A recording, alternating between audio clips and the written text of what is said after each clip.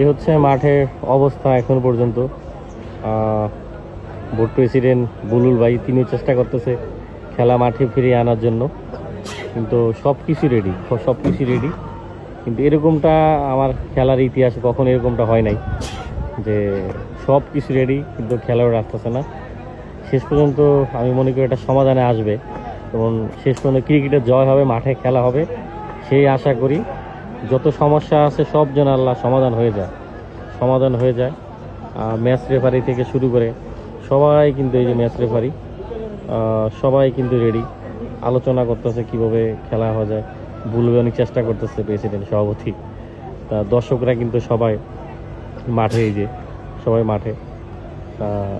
এই যে তারপরে এই যে ভিডিও অ্যানালাইজারের ল্যাপটপ রেডি, সাংবাদিকরা কিন্তু সবাই, ওই যে ফটোগ্রাফার সবাই কিন্তু মাঠে বসে আছে।